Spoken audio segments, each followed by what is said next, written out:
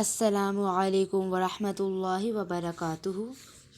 امید کرتی خیریت سے ہوں گے۔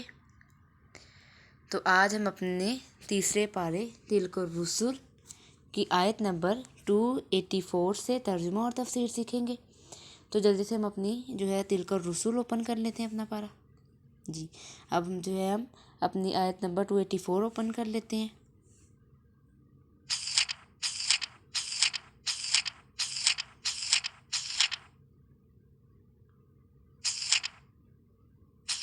جی یہاں دیکھیں، جہاں سے یہ رکوع کمپلیٹ ہو رہا ہے اس کے بالکل آگے سے للہ ما فی السماوات، یہاں سے اس پیج کی 8ویں لائن سے دیکھیں، وہاں سے آج کا ہمارا لیسن سٹارٹ ہو رہا ہے۔ ٹھیک ہے، اس پیج کی 8ویں لائن سے، اور جہاں سے رکوع کمپلیٹ ہو رہا ہے واللہ بما تعملون علیم، عالم۔ ٹھیک ہے، اس سے بالکل آگے سے ہماری آیت نمبر 284 سٹارٹ ہو رہی ہے۔ ٹھیک ہے، 284۔ اعوذ باللہ من الشیطان الرجیم، بسم اللہ الرحمن الرحیم۔ للہ ما فی السماوات، اللہ ہی کا ہے جو کچھ آسمانوں میں ہے، وما فی الارض، اور جو کچھ زمین میں ہے، وَإِن تُبْدُوا، اور اگر ظاہر کرو، مَا فِي أَنفُسِكُمْ، جو تمہارے دل میں ہے، اپنے دل کی بات، أَوْ تُخْفُوهُ، یا اس کو چھپاؤ، يُحَاسِبْكُمْ بِهِ اللَّهُ، حساب لے گا اس کا تم سے اللہ،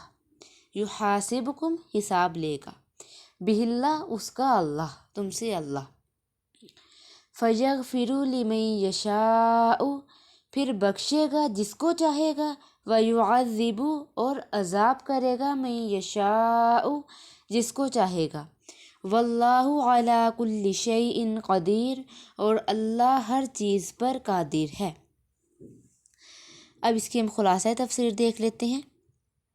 اللہ ہی کی بادشاہت میں ہے سب مخلوقات، جو کچھ آسمانوں میں ہے اور جو کچھ زمین میں ہے، جیسے خود زمین اور آسمان میں بھی اسی کی بادشاہت ہے، اور جب وہ مالک ہے تو ان کو اپنی مملوکہ اشیاء میں ہر طرح قانون بنانے کا حق ہے۔ اس میں کسی کو مجال کلام نہ ہونی چاہیے، جیسا کہ ایک قانون ہے کہ یہ ہے کہ جو باتیں عقائد فاسدہ یا اخلاق مذموم ٹھیک ہے، برے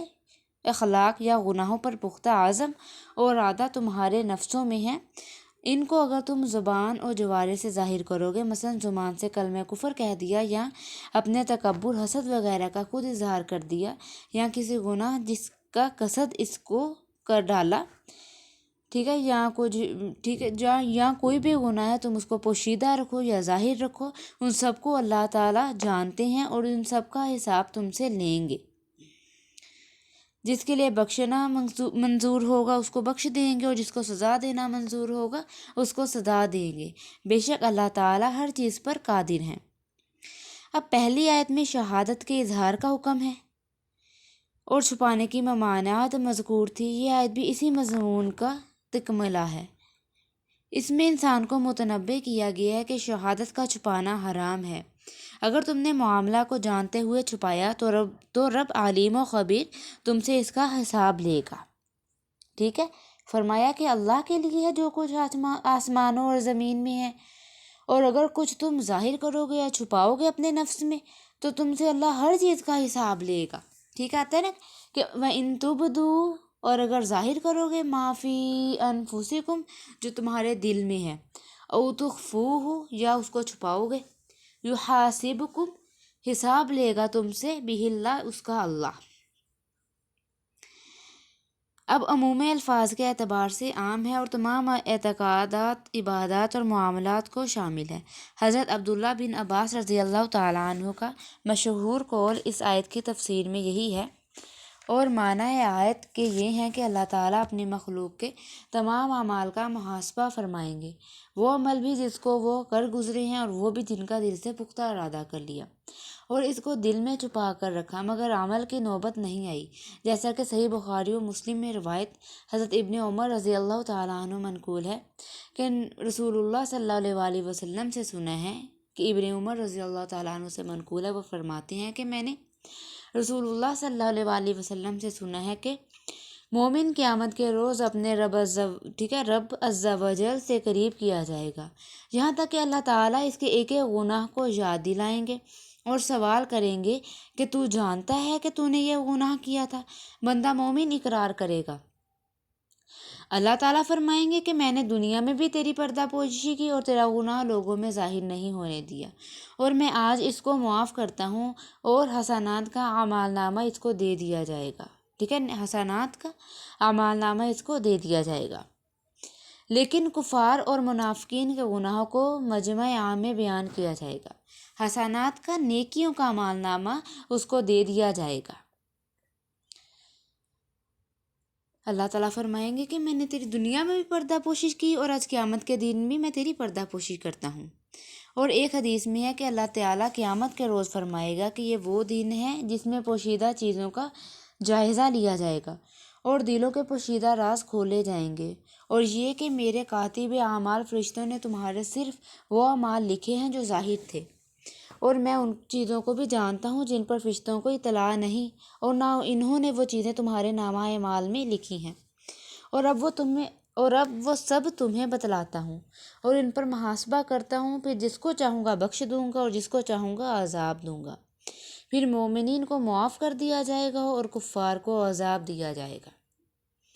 اب یہاں یہ شبہ ہے، ہو سکتا ہے کہ حدیث میں رسول اللہ صلی اللہ علیہ وسلم کا یہ ارشاد ہے کہ اللہ تعالیٰ نے میری امت کو معاف کر دیا ہے، اور جو ان کے لیے دل میں خیال آیا جب تک اس کو زبان سے نہ کہا یا عمل نہ کیا ہو۔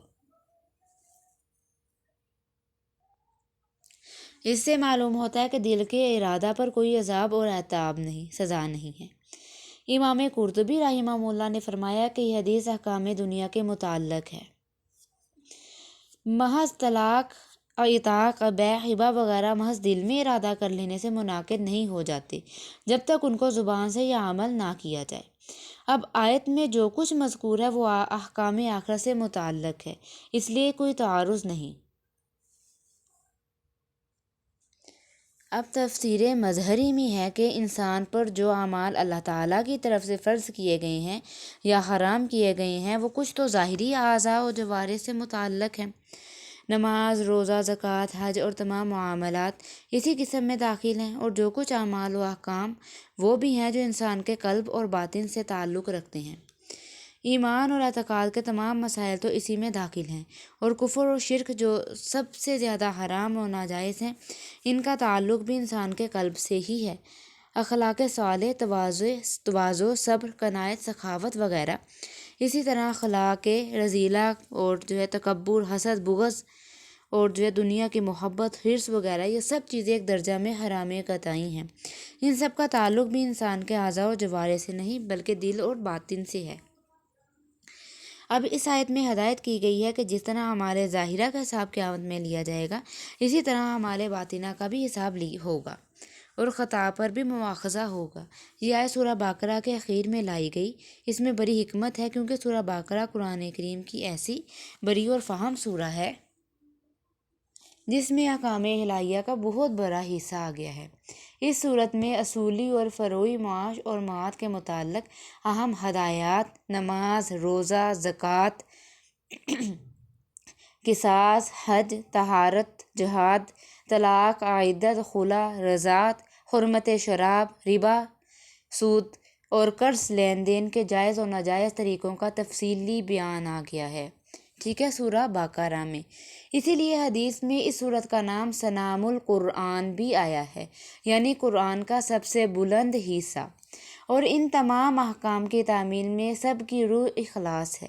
یعنی کسی کام کو کرنا یا اس سے بچنا دونوں خالص اللہ تعالیٰ کی رضا جوئی کے لیے ہوں، ان میں نام و نمود یا دوسری نفسائی اغراض شامل نہ ہوں، اور یہ ظاہر ہے کہ اخلاص کا تعلق انسان کے باطن اور قلب سے ہے۔ سب کی درستی اسی پر موقوف ہے۔ اس لیے سورت کے آخر میں اس آیت کے ذریعے انسان کو تنبیہ کر دی گئی کہ فرائض کی ادائیگی یا محرمات سے پرہیز کے معاملہ میں مخلوق کے سامنے تو ہیلا جوئی کے ذریعے بھی راہ فرار اختیار کی جا سکتی ہے، مگر اللہ تعالیٰ علیم و خبیر ہیں، اس سے کوئی چیز بھی مخفی نہیں۔